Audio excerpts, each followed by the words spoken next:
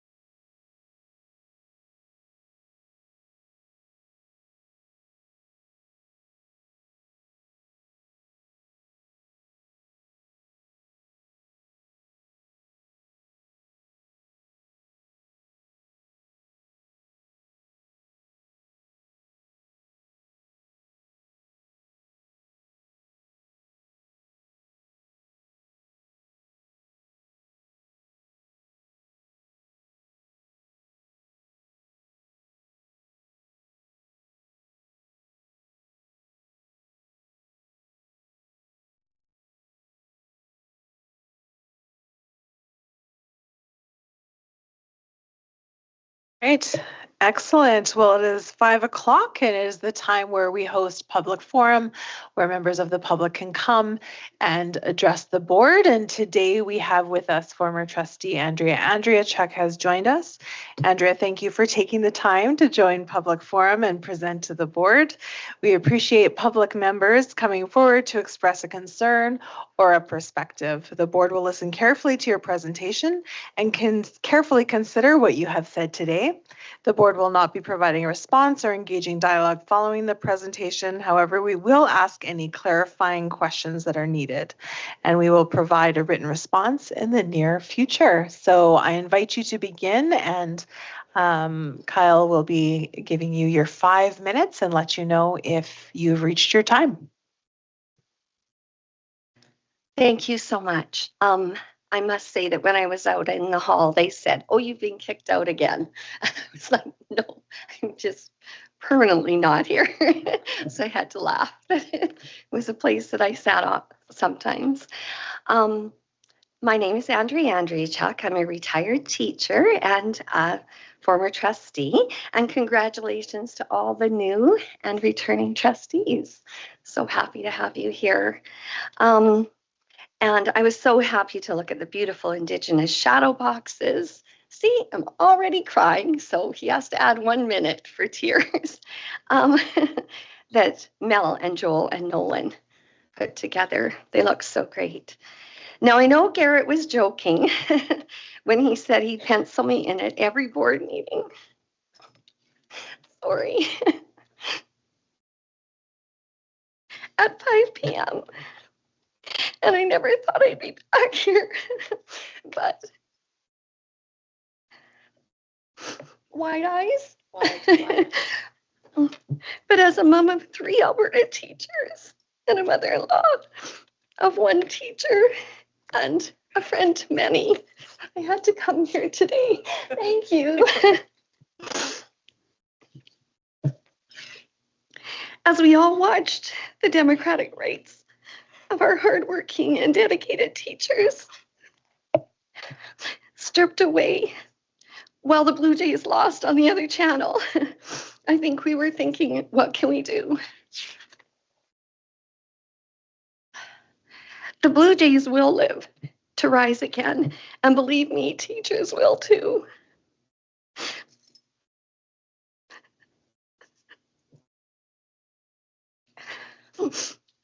The rights of Alberta teachers were stripped away with Bill 2 pushed through in the night under the cloak of darkness.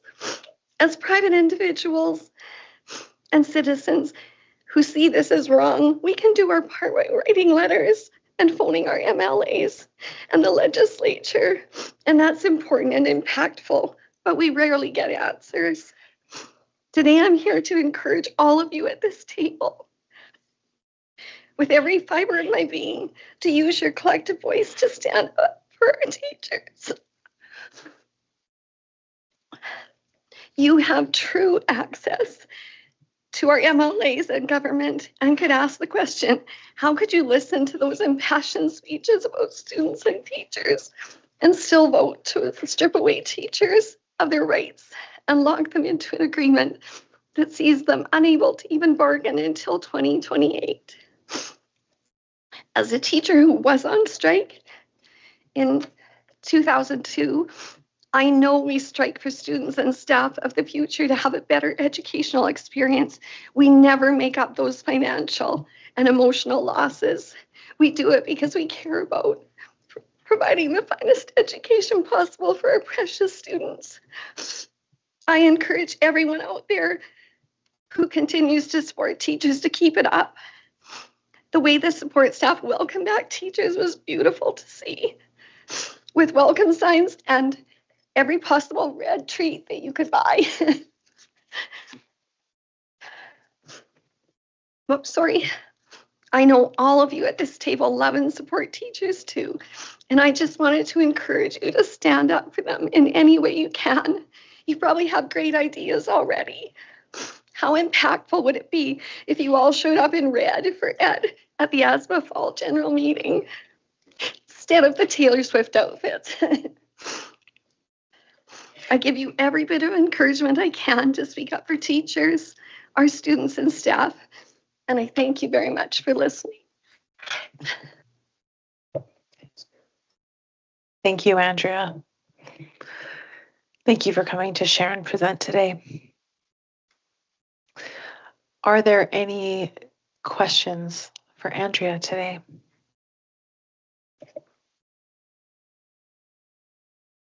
Okay, seeing none, I thank you, and I thank you for continuing to advocate for our teachers and our community members. And I appreciate all of you for advocating as well. And it was a privilege to sit at this table, and then when you're not sitting at it anymore, you do realize how your voice gets lost.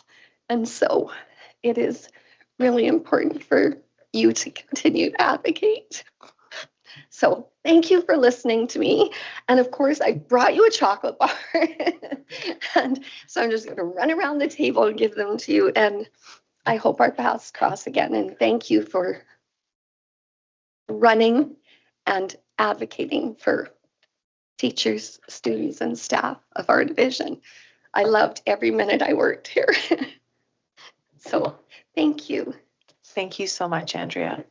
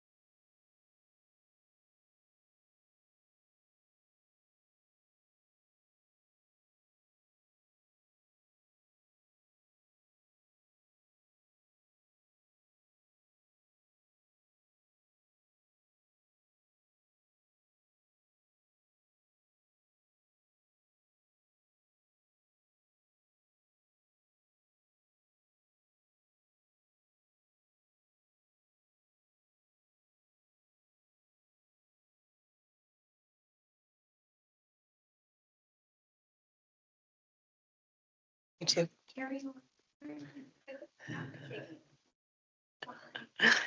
All right, thank you. Okay, so what we will do is, as we are in our public meeting, we will move to our public agenda.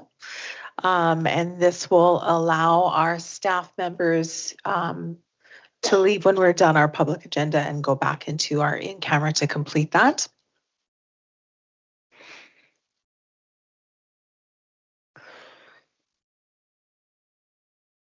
So as we gather today, we would like to acknowledge the traditional territories and oral practices of the Blackfoot Nations, which includes the Siksika, the Piikani, and the Kainai.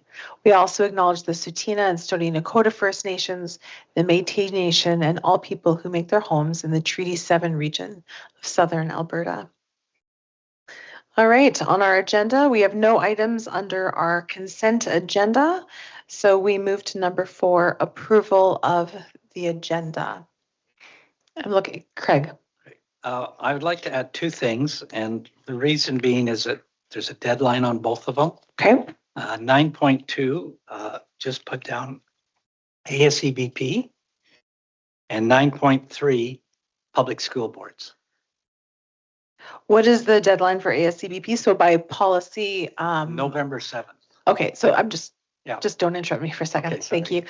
you. So by policy, only emergent items can be added to the public meeting at the meeting. And so the deadline for ASCBP is, November 7th. okay, And the other one is the deadline for me to know is November 19th for the Public School Boards Association meeting. and these are action items? Yes, Okay. So we will add those too. thank you. Thank you. I'm looking for a motion to approve, please. Tiffany, thank you. Those in favor? And that is carried. All right, approval of the minutes. We're looking at the minutes of the regular meeting of September 23rd, 2025. Mike, sorry. We had, sorry, I'm kind of just throwing my hand up. We had some errors on the last minutes. Apologies for that. And so Kristen has provided for you an updated version of the minutes that she handed out. There are a few errors, so that these should be the minutes, not the ones in the package. These should be the minutes that we're reviewing and approving. Does everybody have a copy? We just want to make sure that we've all got a copy. Don't want to put you in a position where you're, yeah.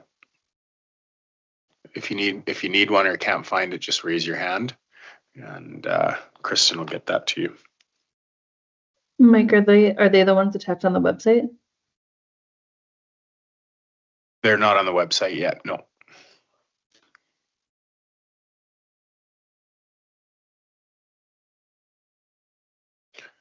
Does Christina need a copy of them? Kristen's going to email. Okay, thank you. Yeah. Kristen will send those to you. Thank you. Thank you. Well, while we're doing that, why don't we review some of the errors and the cleanups, because I think that'll help people as well. And what's that? Okay. So yeah, just so everybody knows while we're doing that, we had Tyler listed as both at the meeting and regrets. So we changed that, and he was not at the meeting. Moved to in camera. We had to just clarify that. Trustee Christine Light reconvened the meeting. Typically it should say chair. So that's just sort of a consistency thing. Item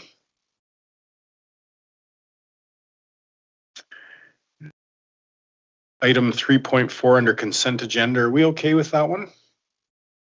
So it says item 3.4 PSBA report and 3.2 were added to the regular agenda respectively, as there are no objections. The consent agenda was approved as amended. So I think we're okay on that one. We had a typo. We had the wrong date. That under 5, Trustee Jenny Steed moved that the regular minutes of the regular board meeting, it should say June 17th, 2025, not September 23rd, 2025. So that's been changed. We also had under 8.4, we had correction November 10th committee of the whole, and we weren't sure what that was, and it was that we had to remove that because we had it written down as November 10th, but we weren't doing committee of the whole then. That committee of the whole date is on the 13th. And I think those are the big changes. See if there's anything else. 12.2 as well was changed. So 12.2 originally had Allison reviewed the information, but it should say Christine Light reviewed the information. So that's now been corrected. So, and then Kristen, can you confirm with us when Christina's got the email or if you've sent it? Okay. And then maybe Christina can just confirm when she has the updated minutes. You're good, Christina? Have you been able to read through them? Okay. Yeah,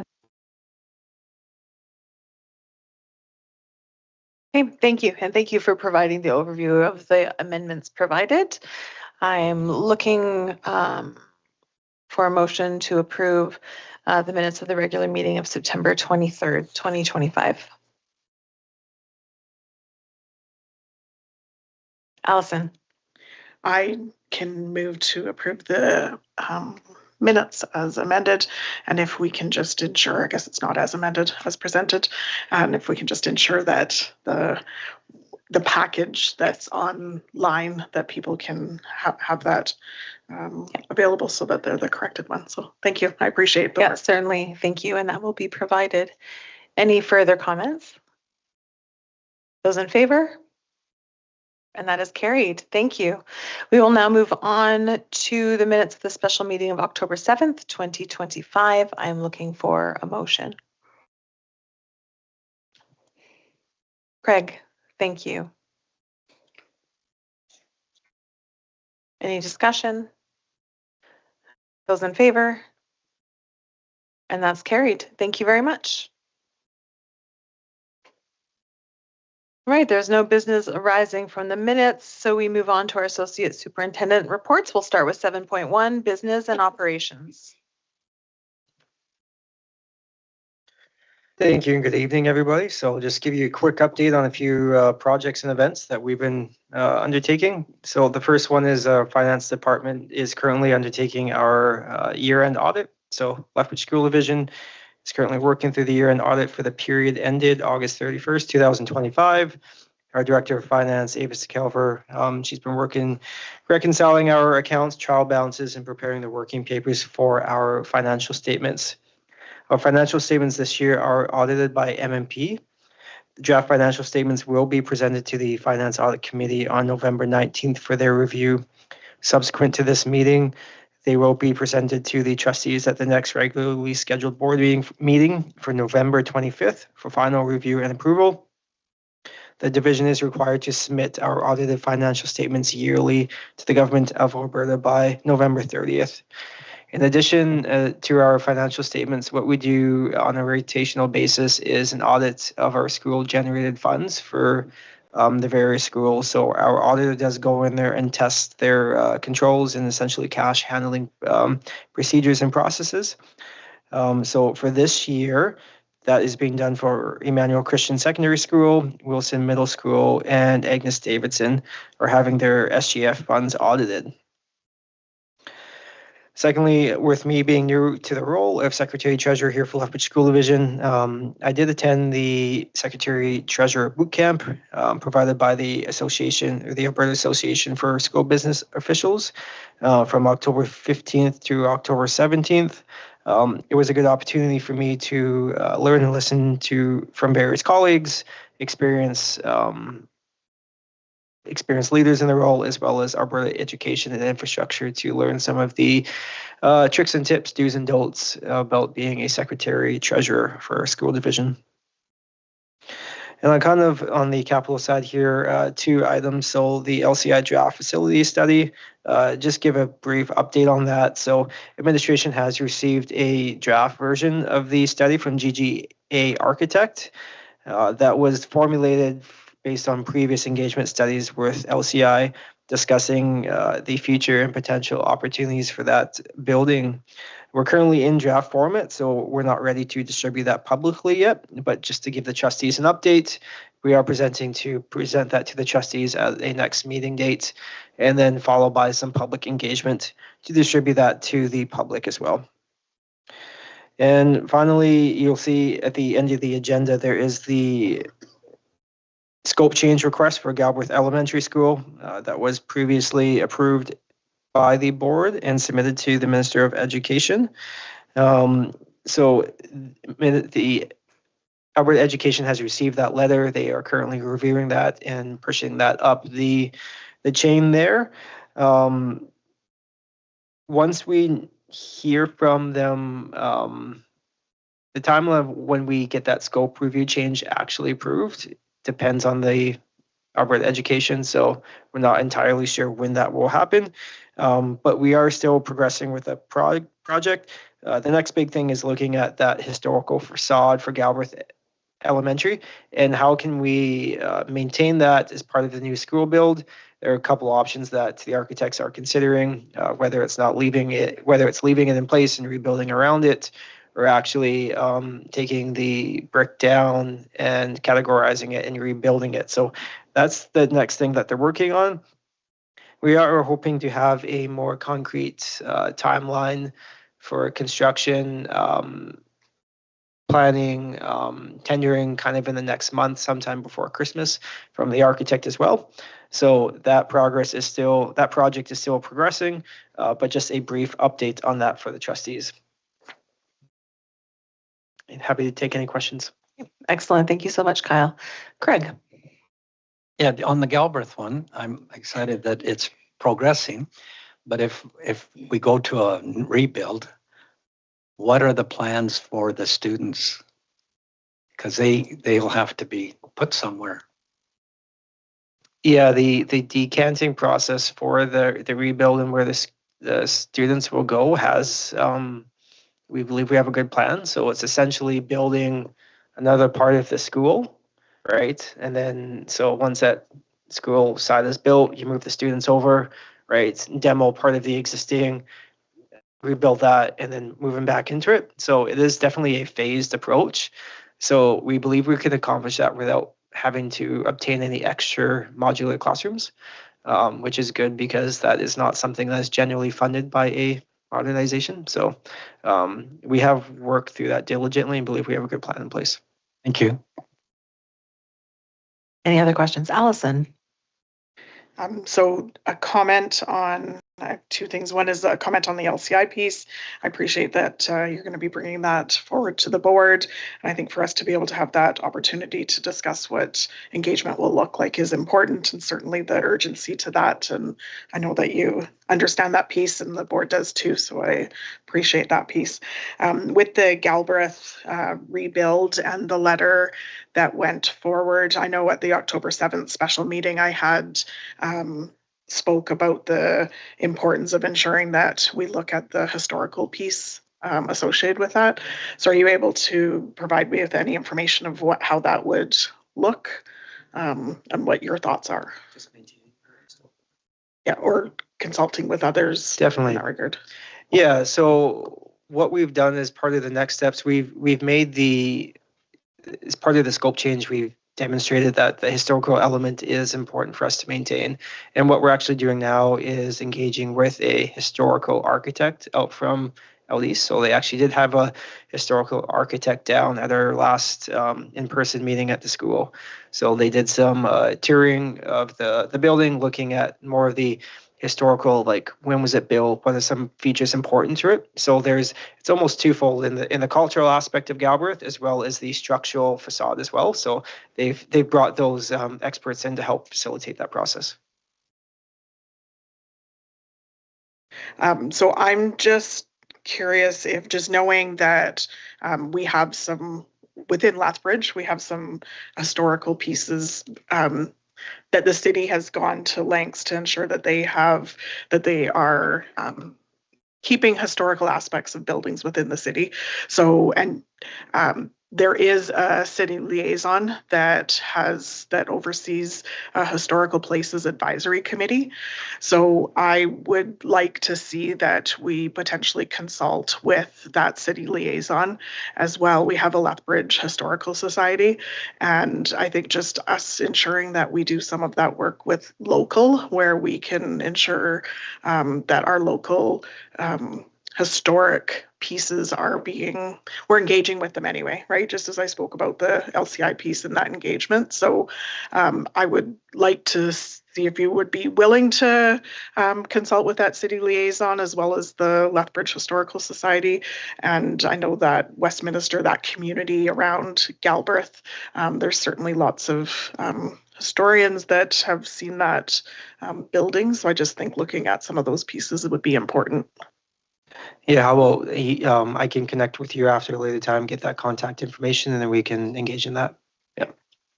I appreciate that. I think that it's important to get those views and whether they make an impact or not. But I think that looking at our local piece and our local stakeholders is important, especially when we want to work together with our city on so many other things. It's important that we involve them and respect that they do have this. I didn't know that they had the Historic Places Advisory Committee, but I've learned since. So I think that us to be connecting with them would be important. So I appreciate that. Thank you, Kyle.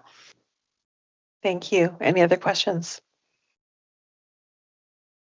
Okay, seeing none, thank you for your report, Kyle. We will move on to 7.2 instructional services. Morag. It sure is nice to follow Kyle's report rather than Christine Lee's report. Mine looks a little more colorful.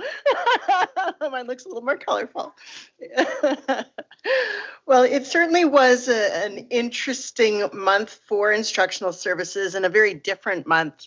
Of course, without students and administrators and teachers in buildings, the work was dramatically different. And what we did do in working with HR and finance and everyone else is Carly Campbell put together weekly an amazing menu of PL offerings for our non-union QP staff. And we've attached that to this report just for you to have a perusal of all the different events and PLs that were offered, mental health capacity building as well. And one of the really neat pieces when the supervisors had to go out to schools, me being one of them, the commitment from the staff and participation of the staff in the events that were coordinated was just outstanding. I think after the first week, we were scratching our heads saying, oh boy, I wonder if we're going to have enough PL to go around, but people just kept coming up with various ideas, whether that was our SLP group or Rochelle Neville or our mental health capacity building, HR, and it just really was neat how we all came together and created these opportunities, which will also continue after the strike. So something really positive that we can pull from a really hard time. The rest is just there for your perusal. If you have any questions, please don't hesitate to ask. And following Craig's demands, for our new people, I will always make sure that our mnemonics are spelled out so you know what I'm talking about, and I'm not just referring to things like SIVA or ASSIST or VITRA, right? So there we go. Excellent. Thank you, Morag. Mike. Yeah, normally I won't jump in here, but I want to. I just want to echo and thank Morag and Robbie and Kyle and the Education Center leadership team for the work that they did to provide that professional leadership, and not just the Education Center leadership team, all the folks who are in the Ed Center doing that work. Also want to say a huge thank you to our staff who remained in the schools. They did an incredible job. It was great to connect with them. It was a difficult time, but that was certainly one of the silver linings, and their professionalism just stood out. Initially we had just a lot of online stuff, and it was a lot of days in front of a computer screen, and so we continued to adapt and do more in person, and it was just fantastic and just really grateful for all the work that was done. So wanted to make sure I echo that, and just want to say a huge thank you to everybody. It's a shining example of the kind of people that we have here in Lethbridge School Division. Thank you, Mike. Any questions for Morag? Craig. Thank you for your report. And I would just like to echo what's been said. I was impressed with the amount of work and PD that your support staff and you all took part in it. I think it's important, and it raises our level of our standard so much more. And even though it took place in a negative situation, I really appreciate all the work that was done and the learning that was done by our support staff, because it'll help the students in the long run. So thank you. Thank you, Craig. Any other questions? Allison. I have two what I think are going to be quick questions and then one for a comment. The first is the Southern Alberta Collegiate Institute. I think returning trustees would probably be interested in an update, as well as I think new trustees for them to understand that. So is that something that you could bring to a potential future committee of the whole to provide us some information? Perfect. And then my other question was around the Inclusive Education Parent Advisory Panel.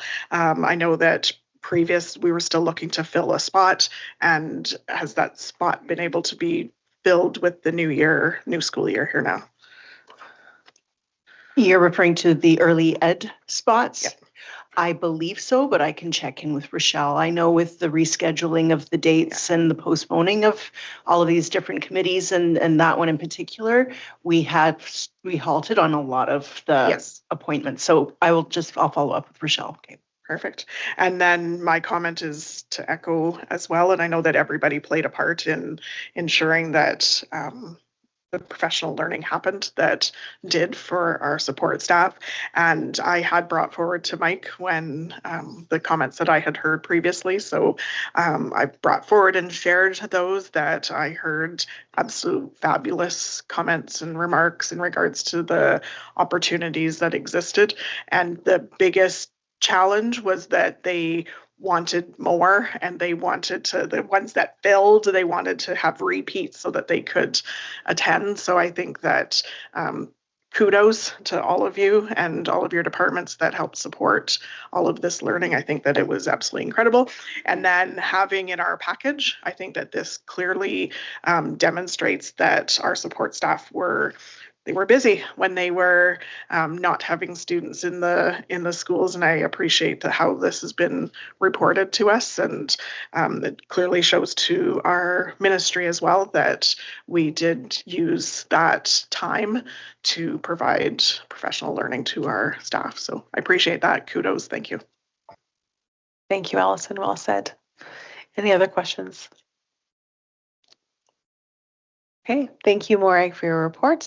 We will move on to 7.3, Human Resources. Robbie. Okay, broken record just one more time. I'd be remiss if I didn't myself provide a huge shout out to our support staff during the strike. They were professional, they were dedicated, they were engaged. They did miss our kids dearly and our teachers dearly, but they were upstanding and outstanding. And I can't reiterate it enough. And just to repeat what Mike had said, it was a privilege to be able to be in schools during the strike, to get to know our support staff on a different level and make more connections than we had previous. So again, broken record. Thank you. I'll move on to my report. I don't have as much to highlight in the staffing updates because of what October presented to us. We did attend a few career fairs, not for teachers, but for support staff. And our 5125 Club banquet was held at the end of September, where we celebrated 14 staff members inducted into the 5125 Club. 5125 Club is for any staff member within the Lethbridge School Division for reaching 25 years of service with our school division. So it's quite a big celebration, and we honor those individuals. Down to enrollment, I'll just provide a few highlights because you do have the data. As Berger had predicted as well, we are down a few students, but some of my highlights include that our kindergarten enrollment is up. 2024 had us at 674 kindergarten students, and this year we currently have 703, up 29. Our early learning enrollment has remained consistent from last year to this year. Our Spanish bilingual program enrollment has increased. We're up 27 students this year. We're seeing a lot of success with our Spanish bilingual program and moving into the middle school as well. So it's grown at our elementary and our middle school. We continue to grow across our grade cohorts, you'll notice, with the exception of 2 different grade levels, grade 3 and grade 7. Our grade 12 cohort that graduated in 2024 was one of our largest at 1,100 1,131 students. So we exited 1,131 students, and we have 703 kindergarten students coming in. So you'll notice differences in cohort numbers as we roll through our grade levels. Currently, our largest cohort is grade 11 at 1187. We have 51 students enrolled in their second year of grade 12, which would be their fourth year of high school. Our middle school class sizes, those range from between, and these are core class sizes. So middle school and high school class averages are quite difficult to achieve when we're looking at all of the options and all of the different core classes offered. But middle school core classes range from between 25 and 35 across all grade levels. Sorry, 21 to 35 across all grade levels. High school class size, core class sizes range from 25 to 40. Now, a 25 size class, core class in high school could be made up of a K&E program, for example. Some of the classes with 40 could be those classes that are required for a high school diploma. So ones that are more needed for and more required for those students. One example could be, the English classes, the English 30. I have been very much informed that all of our students have desks, all of our students have chairs, they all have a place to belong in a classroom, so we don't have students on floors or sitting at the back of the class. We don't have core class sizes of 50 or more. So I just wanted to make sure that our trustees knew what our current context and realities were in our classroom, as well as our public.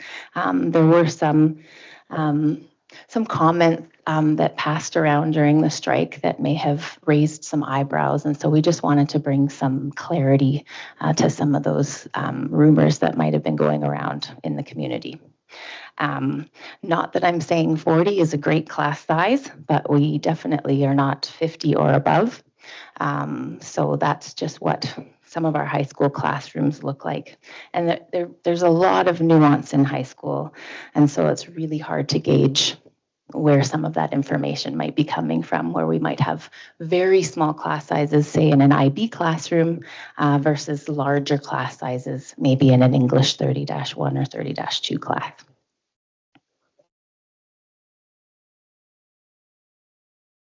Excellent. Thank you, Robbie. Before I finish, I was remiss with including our student enrollment across schools and grades. I am handing out a paper form, but I will include this chart in December's or at the end of November's board report so that we have it for public record. So I will pass that around for you to review. Excellent. Thank you very much. And while that's getting passed out, are there any questions for Robbie? Thanks, Kyle. I get so close to this, I almost touch it. I might not want to touch it. All right, seeing none, we will move on. Thank you, Robbie, for your report. Oh, Cheryl, yes, go ahead. Sorry, thank you. No, you're good. I think following up on what you introduced about things you've heard on the street or rumors and that sort of thing. So I really appreciate having these tables to show what the actual facts are. That's very nice. I do note that, the increases in class size are very minimal, but I'm also wondering about the composition of those classes. So is there any tracking or record keeping or identification of complex students within those classes and what that shift looks like?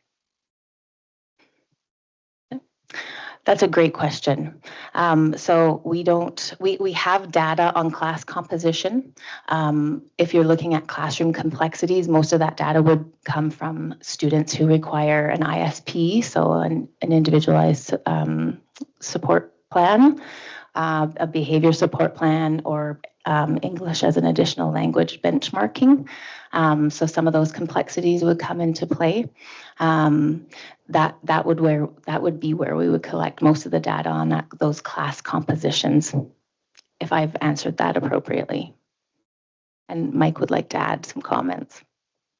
Yeah, and I'll just add, we actually literally just got the email today. You've probably heard that the government has been talking about they're going to collect class size data, class composition data, that sort of thing. So we do have meetings over the next couple of days to clarify that process, and we've got about 3 weeks. The email literally came in with the meetings, and they've got a portal set up now, and so it's a lot of work for the government to get it set up. So our hope is that that'll help us, across not only the division but across the province, be able to report that data in a more meaningful way. Because you're exactly right. Class size is one variable. It's a really important variable. Complexity is also a really important variable. And if you can have consistent ways to compare it, then you can see, are we improving? Are we sliding backwards? But if you don't, then you're not always comparing apples to apples. So, it's going to be a lot of work on our end and school ends to get that data together. But our hope is that that'll result in, some better, an ability to better understand where the challenges are in the system for sure. Okay, thank you. And sorry, knowing that this just came out, do you have any idea of what the timeline is to produce these results? It's a quick turnaround. I believe it's November 24th. We have to have them in.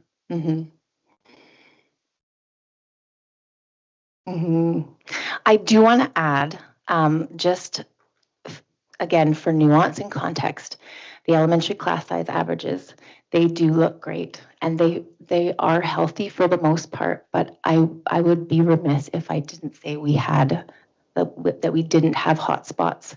We do have hotspot class sizes across our division. They are on our radar, and we're trying to support those the best that we can within our financial capabilities at the moment. So please take this with a grain of salt, because there will be some of your schools that do say, no, we have some bigger class sizes, which is the truth. We do have some spots in our division, within our division, that are larger than we'd like them to be. Thank you. Thank you for that clarification, Robbie. Are there any other questions? Cheryl, do you have another question? Are you sure? Okay. Okay, thank you for your report. We will now move on to 8.1 calendar of events. Mike, and you can just take the next three because this is all your superintendent report. Yeah. I'll rock and roll here. Yeah. Calendar of events, just so you know, Policy Advisory Committee, we're not going to be able to do that one on Wednesday, and we'll do our meeting in December. It's just the timing that we have, and some meetings that have come up, we're just not able to do it. So, and then if there's anything that trustees feel need to be added to the calendar of events, we can certainly do so.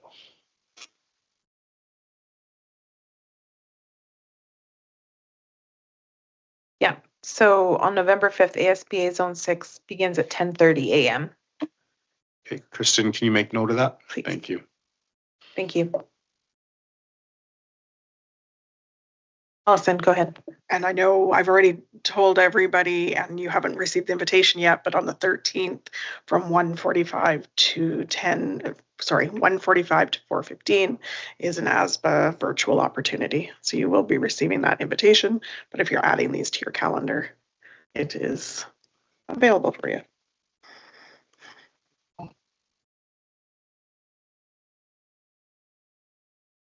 Allison. It's not a committee that I'm on, but I know that we just spoke about the board audit is on November 19th. So if you want to add that.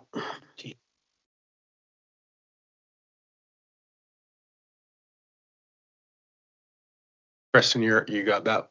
Awesome. Thank you. Any other additions? All right. Oh, Morag, yes.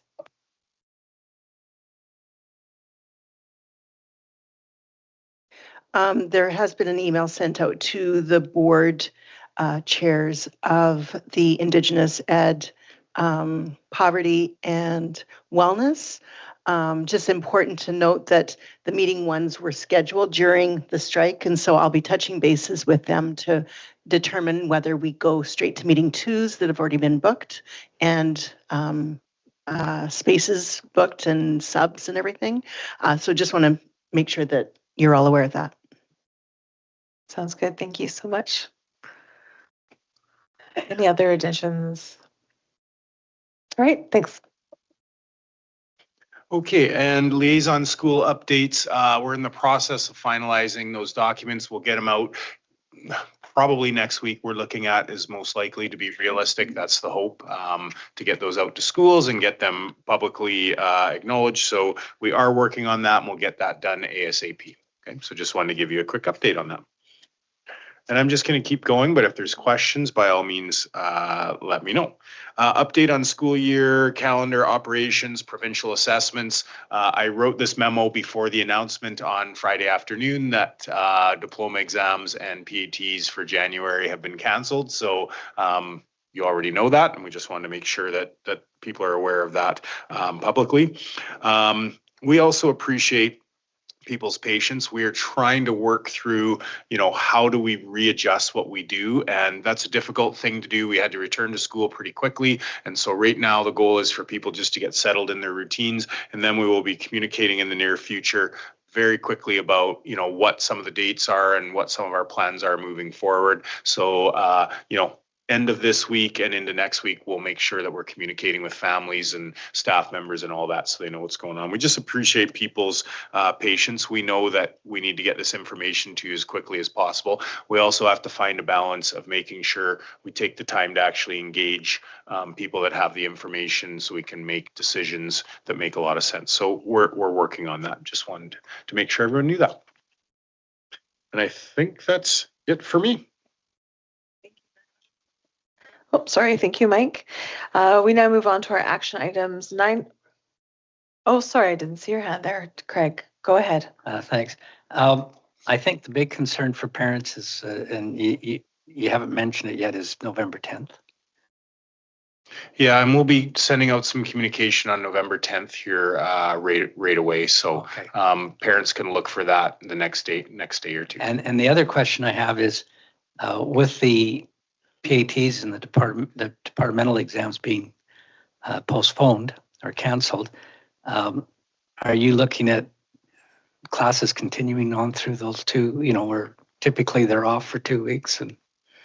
Yeah, we're working on that and making adjustments to that Okay. exam schedule. And yes, there's instruction that needs to occur for sure. We're just working through that process. And again, we'll get communication out. That communication will probably come from the schools rather than the division because each school's doing things a little differently, and that's probably the best way to communicate. Okay. So yeah, we're working on those plans. We just need a little more time to finalize some of the details before we, share publicly what we're thinking on. Thank you. Thank you. Any other questions? All right, seeing none, we'll move on to 9.1 meeting times. Craig, this is your memo. Okay.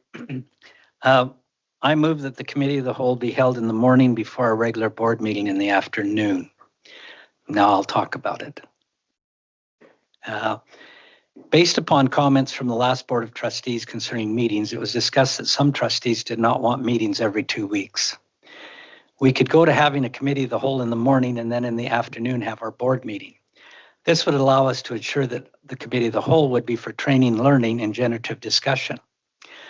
Whatever is brought up in the committee of the whole could then be discussed at the following month's board meeting, which would give us somewhere between a month to think about it and then come back with some responses, thus allowing trustees adequate time to go over the ideas and prepare to discuss them.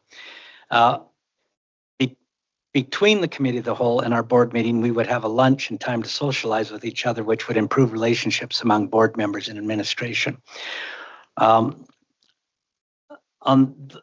the first part is, I know that we're stressed for time in November. So if we pass this, it wouldn't take place until December. So just so everyone knows. And the other thing is that was one of the things I think we lacked as a board is the time to socialize. To get to know one another and not just at a board table. And that's why, and it was one of our former trustees that did not run again that wanted to have more time in between the meetings. And so I'm doing her wish for her. But I think this is a good way to go because one of my concerns is that sometimes our committee of the whole becomes more like a board meeting. And I want it to remain as a learning orientation and generative discussion. So that's the reason for this recommendation, and I'm open to comments. Thank you, Craig, for presenting the motion. Are there any comments? Open it up to discussion. Allison. I can appreciate your rationale and your intent in bringing this forward in the way that you have. I know that I've had discussion with you, and I appreciate that you've put in here the piece that was important to me, is that committee of the whole should be an opportunity for us to learn and get information. And sometimes it's that we get that information and then we're able to go home and be able to research, whether it's looking stuff up or thinking about things or connecting with our stakeholders or community in other ways. So I've always appreciated that we have that time with the 2 weeks in between. So knowing that you have highlighted that in the memo, that it would not be for items that were for that current board meeting, it would be for what was a month ahead. So that gives us an opportunity to absorb the information that we're being presented and to be able to use that. My only concern with this would be that we are then having a huge chunk when right now lots is happening in education, and when we have a full month in between with us not having time that we're getting together or meeting, that there could be things that are pressing or urgent and we don't have a scheduled meeting or committee of the whole or anything in between that month to month board meeting. So that would be my only caution. But I do appreciate that you've added the pieces that I had brought forward as concerns. So thank you. Thank you, Allison. Are there any other comments?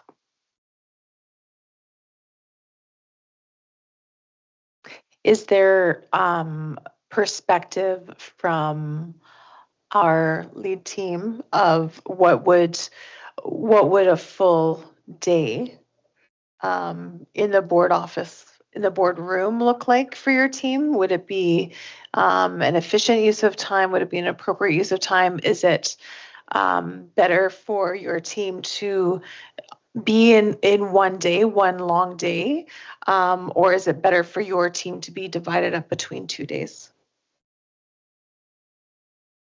Happy to give some information and perspective, but also, I realize it's a board decision and you have to make the decisions that you think is right. And we certainly support that and we'll operationalize whatever decision is made. I don't think there's a right or wrong answer here. And I think Allison and Craig have really expressed the issues really well. And it would be the same issues for us as a team. There's pros and cons to doing it all in one day versus 2 different days in November. And I would certainly agree. It's really good to get to have those 2 opportunities, because sometimes things come up that you have to address. But I also agree with Craig that bringing everyone together, having a little bit of extra time is a good thing. And also that's probably a way for us to bridge, I think, the gap that you expressed a concern about with our committee of the whole, where you have to be like, yes, we want to do learning and orientation, but things come up and all of a sudden, are we creeping into board meeting territory when we're not in an official board meeting, right? And it's very logical and rational. It's not like we've ever tried to make decisions and pass motions in committee of the whole, but when we have everyone together and something comes up urgently, of course we would talk about it. That's just logical and efficient, but it does create some challenges for us. So and I think the other question you're asking is, what about our workload? And my perspective is, honestly, I don't know. It's hard to say. So, and I've done it both ways, and I don't know if there's one advantage over the other necessarily. I appreciate that. I was just curious about that context. Okay. One question I would put out to trustees is, with your daily schedule, is a full day feasible for you to move forward with this? Brooke. Well, I'm from the era of 2 board meetings a month. And in my term, we switched to 1 board meeting a month. And one of the considerations when we did that was the executive. And our meetings were short. And so, but the time, we decided that the time percolating between 1 meeting a month was very productive outside of here. So as far as my work schedule is concerned, I would probably lean to Craig's idea. It helps me in scheduling a little bit, but either way, I can make anything. Sorry, excellent, thank you. Any other comments? Allison? I meant to say it in the first part is that if this is passed, and I know you had suggested that we start it for the December meeting, I have provincial commitments that I've already made based on the fact that that December, the morning was at travel time, so I'm either flying or driving. So I am not available on the morning of the December 16th to, if that's December 16th, 17th, whichever day it is. So I would appreciate that if this is passed, that it would be begin in the new year, not in December. And I would welcome that as well. Craig?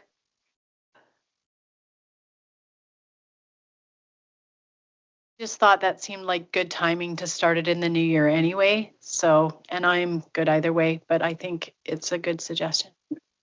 Thank you. Craig, would you like to provide closing? Yes, I would. I appreciate all the comments, and yes, I would suggest we could go in January. That gives us a little more time.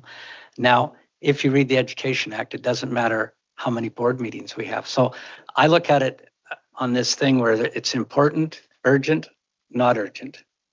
And I would like us to get to the point where it's important and not urgent so we can discuss those things more in depth. However, I understand under the situation that we're in provincially, that there might have something come up. Well, then it would just be a matter of the chair calling a special board meeting to deal with that. And so then we could still keep our committee of the whole what it's supposed to be. And so I think we can work around that. And I think we'd be able to adapt it and work so that if there is something that's important, we call a special meeting. If it's just regular stuff, then we can discuss it at the committee of the whole. And then, so that's I think how we can work around this. Thank you, Craig. Christina, I see your hand. Thanks, Craig. I think what you brought up is actually one of my concerns. Is I'm a little bit nervous that it will lead to essentially a full day meeting and then a half day meeting. Just given the nature of like how often we've had pressing things that we've added at the last minute to the committee of the whole in order to deal with, and then or to a board meeting, and then really benefiting from that sort of offset timing to ensure that we've had a chance to check in about certain topics. So that's a concern I have. Personally, I think I'd like to hear from administration. Mike, always very generous in your interpretation. I fully trust that you guys would follow board direction to operationalize our request, but I would be interested in giving you a chance to speak with your team about the impact to the workload and sort of workflow. And I'd be interested to know if folks would be okay with having this vote tabled to November. The next meeting in November. Sorry. Okay, thank you very much. Thank you, Christina. So there has been a request to see if trustees would be interested in this motion being tabled and brought forward in 2 weeks' time at our November 25th meeting, where we can vote on that, just to give our executive time to have conversation outside of this table. I'm looking around the room. Would there be interest in doing that? Alison? I'd be fine to have it tabled.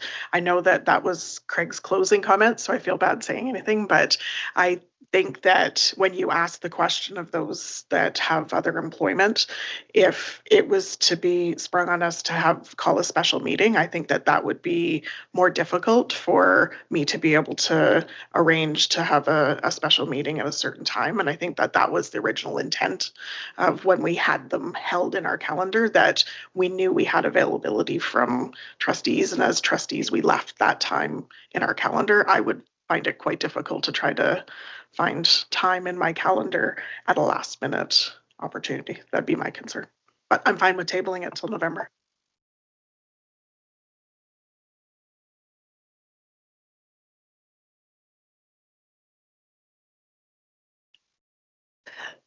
Craig. There's some questions that have been brought up, and I don't mind tabling it to November because then it gives me some time to give some other information that I think is valuable. I would just say that I don't perceive a lot of special meetings, but it can happen, and we're used to that. But I will gladly table it till November 25th, and it gives me more time to do a little more research and be able to come back with some answers. Thank you. Does this need to be a motion to table? If the original motion's on the table, right? Yep. You can do it through unanimous consent to Craig to rescind the motion, the original motion, and then make a new motion to table. Okay. I will look for unanimous consent for Craig to rescind the original motion. Would that be looking around the room? Yes. Craig, would you put forward a motion, please, to table this to the November 25th meeting? I move that we table the meeting times, read the committee of the whole and board meeting until the November 25th meeting. Okay. Thank you very much. Discussion? Those in favor? And that is carried, and that will be on the agenda for the November 25th meeting. I am looking for a motion to go beyond 6 p.m. for our meeting, please. Craig, thank you. Those in favor? And that is carried. Brooke, was your hand raised? Oh, that was, okay, thank you. Now we move on to 9.2, ASCBP. Craig. Thank you. I move that our ASCBP benefits be paid before by the division for the trustees. The reason of this, and the reason there's a little confusing, is that we got a handout that said that our benefits were paid, and then it says it's not. And so one of the concerns I have is the majority of school boards in Alberta pay for these benefits for the trustees. Our teaching staff, our two CUPE locals, and our non-union staff all have benefits paid by the board. Right now, the total budget for the trustees' benefit and compensation is approximately 0.5% of the total budget in the school division. The previous board did not come to a decision to allow this, which was correct at the time since it was up to the new board to make the decision. We need to value the work of our trustees. We have an important responsibility regarding the governance and direction of our division. We are also going to put in many hours. As we've seen, all of us are on different committees and all of us have liaison schools, and it takes a lot of time. It is only fair that we receive adequate compensation, including full benefits. This would still put us in the middle of a group of trustees in the province regarding compensation. Thank you, Craig. I will open this up for discussion. Cheryl.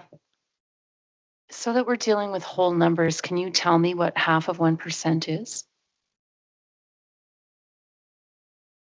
Let me just do a little calculation and I will figure it out.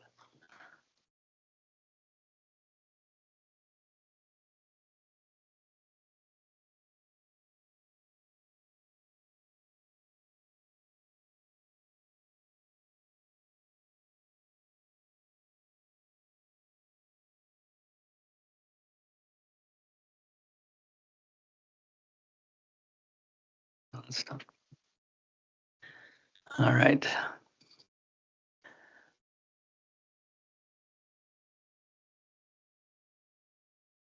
Our budget is currently $150 million approximately.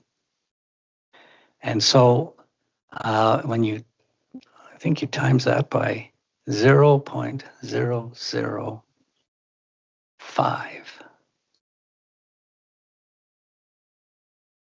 that doesn't come out to right. I know that when I checked it last time, it was less than 0.5%, and I just can't figure that out. My wife taught math, I taught elementary math, so 750,000, but I know that that's not right. Christina. I can let Cheryl finish up if there's some more thinking on that. Thank you.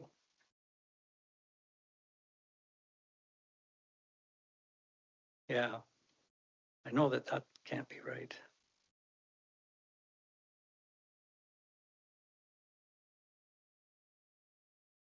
Normally, we'd be able to give you an amount for benefits. We just don't know it off the top of our head, and we wouldn't want to give inaccurate information. I know, and it really varies. It depends on the plan that you're covered under. So I wouldn't want to necessarily speculate. I should know off the top of my head. I just don't.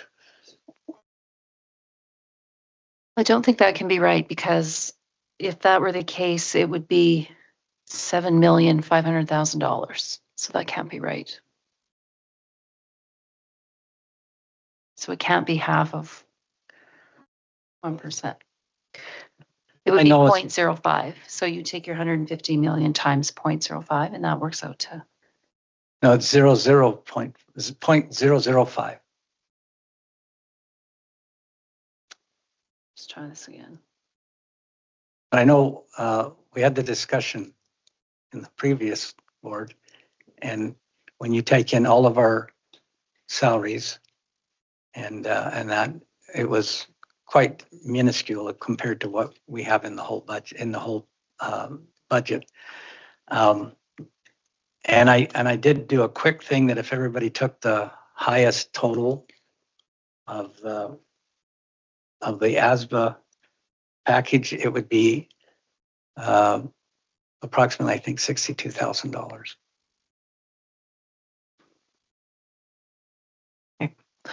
I think though, even though the previous board had the conversation, it's important for this board to have true numbers to make a good decision. I'm finding this challenging to contemplate without information in front of us so we can have an informed discussion. Yes, you may. I know that we have to make some decisions by November 7th, prior to November 7th. Now, one of that is the health spending account, which we could go ahead and do. Is there anything that precludes us from November 25th of having a discussion with all the figures there so that we could then join ASCBP? Or is this something that has to be done fairly quickly? Just a little context. What is the importance of November 7th? Because I'm not sure of that.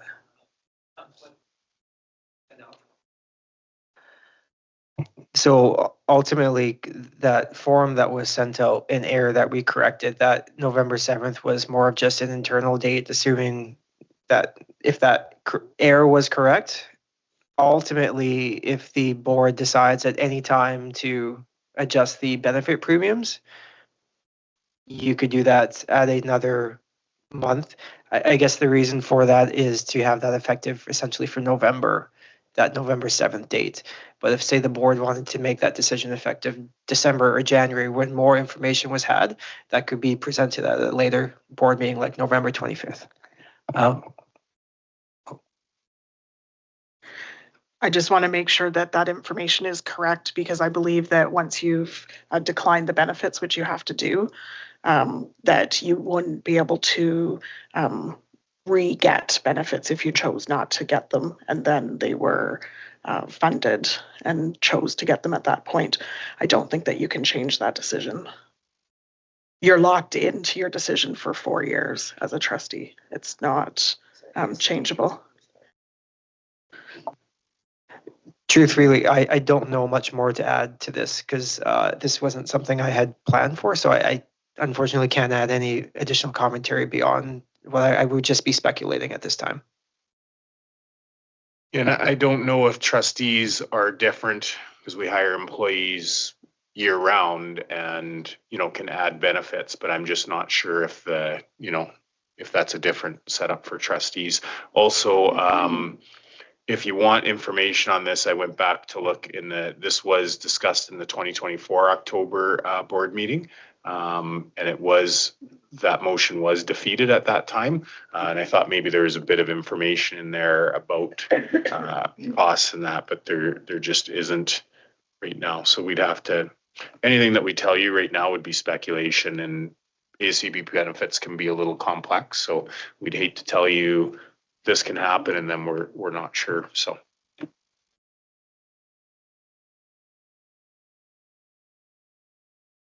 Would it not just simply be the numbers that are in front of us times 7 times 12 months? because the numbers are in front of us that the staff had sent out to us in regards to what the cost is for trustees. Again, this Don't just know. came on the Okay. agenda tonight. I Yes. haven't seen it, so I don't even know the numbers. So it's possible, but one of the things you have to be aware of, and I don't know if it's different for trustees. So yes, that's very possible. And that would probably give you a ballpark. But again, I also know depends on the benefit plan that you go with, like family plan versus single is a little bit different, but I just don't know enough about trustees to say, yeah. So again, it's probably in the ballpark, Allison, would be my guess. Is there some process where we could do a straw poll or something? Because if the majority doesn't want to pursue this, there's no point in assigning all this work to be done. But if the majority are interested, then I guess we can talk about going forward and someone being assigned all this work to do. Certainly. I'd be supportive of that. Craig? I remember now how we came up with the 0.0, less than 0.5% of 1%, is I divided, and we get a record of that, we divided the total budget for the school trustees, divided it by the 150 million, and that's where I came up with the 0.0, less than 0.5% of 1%.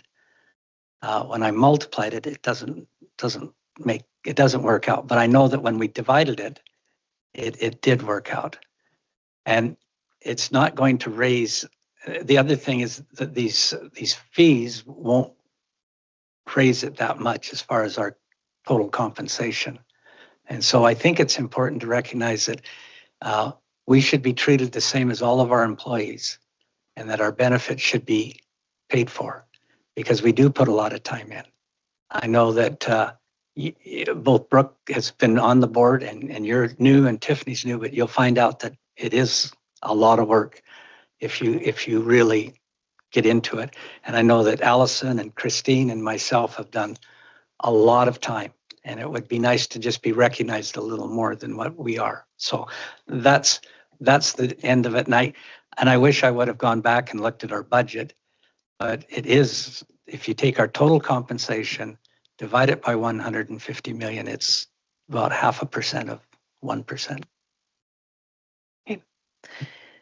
Thank you. I appreciate Cheryl's idea to have a straw vote. So I am going to ask trustees if you are interested in our superintendent investigating this information to pursue it further, please raise your hand.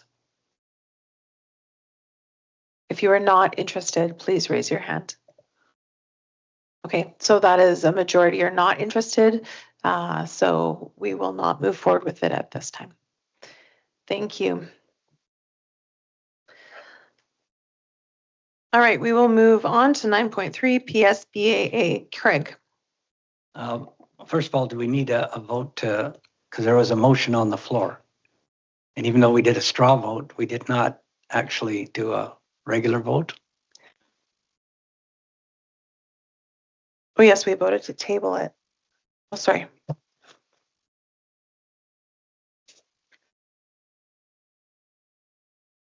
Thank you. No, it's fine. We will do a formal vote. Thank you. So, so then Craig would just present his. We remove the tabling. We have, because we did this. Okay, sorry. Okay, Craig, can you please repeat the motion? Thank you. You bet. I move that our ASVBP benefits be paid for by the division for the trustees. Thank you, Craig. Those in favor?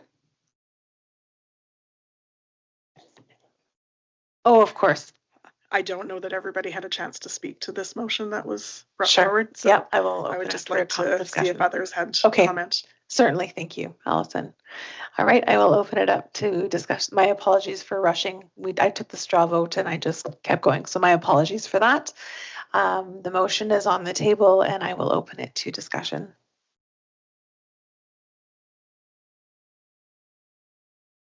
Brooke. Well, somewhere early on there, we talked about what other divisions were doing for their trustees. And I, in the future, would not like to compare us to anybody else. I would like to do everything in-house. My example to that is when the city of Lethbridge changed the busing in this division, their argument was, well, nobody does it like this. Everybody in North America does it a different way. And that argument stuck with me as well. We can't compare ourselves to other people. We have to create our own policies and our own things within this division, not comparing what somebody else is doing for their trustees. That's just my.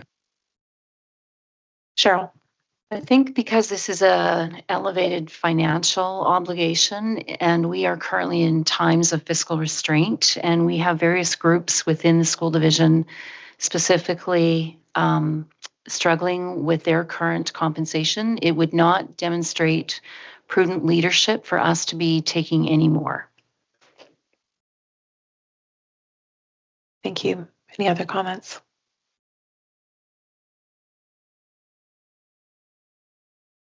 Okay. The motion is on the table. Those in favor?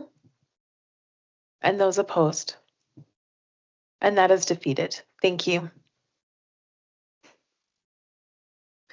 Now we move on to 9.3 PSBAA. Craig. Yes. The only reason I bring this up is that I'm contemplating running for a director position at our general meeting this fall. And I feel it's important to bring it to the board to see if I have the support of the board to run for the position of director for Public School Boards Association of Alberta. Thank you very much, Craig, and thank you for representing our board at PSBAA. I will open this up for discussion and to seek if our board members support Craig in this endeavor. I'm seeing nods around the room. All right. Thank you for the support, but I just wanted to make sure that for any of these things, it's important to involve the board before we make decisions on provincial organizations. That is considered best practice. Thank you, Craig. I appreciate that. All right, now we move on to number 10, division highlights. This is a time where we go around the table and trustees share some of their highlights from division life. I know our executive get to do it every month in their reports. And I know we have not been sworn in for very long, and I know it's been a very complex fall, but I will still give opportunity for trustees to speak to any highlights that they would like to share.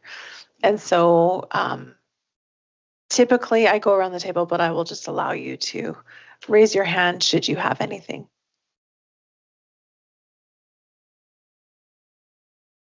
Allison. Knowing that we haven't had an opportunity yet to be out at any of our schools, but we've certainly heard and know that our staff, both teachers and support staff and other staff within our division, have done a tremendous job in coming back from a very difficult situation. So just would like to commend all of our staff, and in addition to that, all of our families that it was difficult for everybody. So we are back. Still lots of work for us to do as trustees, and I'm hearing great things of the students back in classrooms and from families of being welcomed back. And so I appreciate everybody given the circumstances. I appreciate what everybody has been doing. So thank you. Thank you, Allison. Anyone else? Craig. I'd just like to mention that zone playoffs are coming up.